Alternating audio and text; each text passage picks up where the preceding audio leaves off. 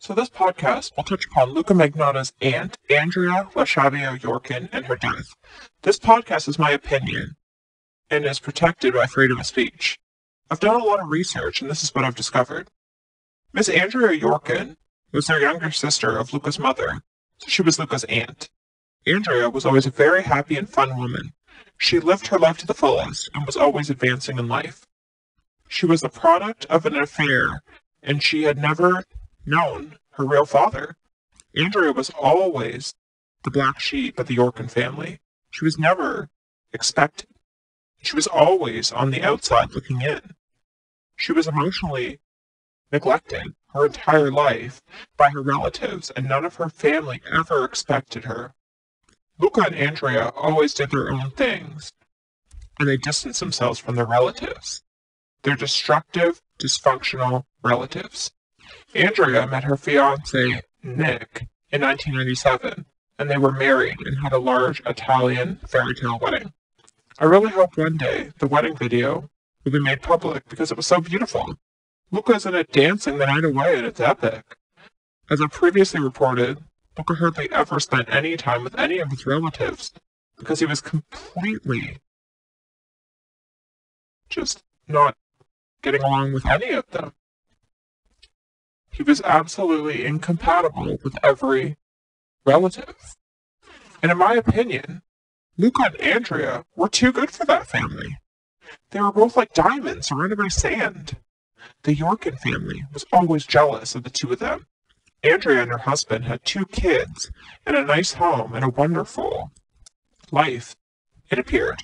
In 2009, I discovered Andrea's husband was having an affair and the marriage didn't work. Andrea, in turn, began dating a black man, and that further isolated her from her relatives. This black man began harassing and abusing Andrea, and criminal charges were brought, and he was ultimately convicted in court.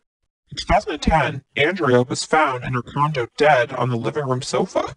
A bottle of wine and pills were apparently present. The police ruled the deaths as a suicide, and the case was closed. After Luka's arrest, people began their speculation and conspiracy theories that Luka was involved. It's true. Luka was engaged to Ron Mikhailov, who was working with Andrea in Toronto's foreign exchange financial district, but Luka always denied completely involvement in her death. It's also untrue Luka's ex-fiancé, Ron Mikhailov, was involved. People need to stop their reckless speculation. Luka and Andrea, in my opinion, had horrible relatives who were judgmental, nosy, meddling, and destructive. For example, in 2012, while Luka's trial was going on, meddling, idiotic relatives were giving cowardly, anonymous interviews to the media saying horrible things about Luka. These loser relatives had no idea what was going on and jumped to conclusions. They didn't realize Luka was being framed. They collected money in order to profit off the situation. These idiotic relatives, who Luka had no contact with for years, decided to badmouth him anonymously, like all the cowards that they are. Luka is well aware of who these imbeciles are, and he ignores their judgmental meddling, as he always has. So throughout my research, I've learned Andrea and Luka avoided their relatives and lived their lives better by themselves. The Yorkins are all selfish and dysfunctional people, in my opinion, and now that Andrea and Luka are long gone, they try to portray themselves as victims in a loving family. The Yorkins are not victims, nor are they a loving family.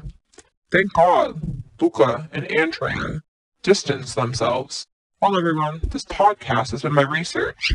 It was entirely my opinion. If you enjoyed it, then like, comment, and share. Thank you.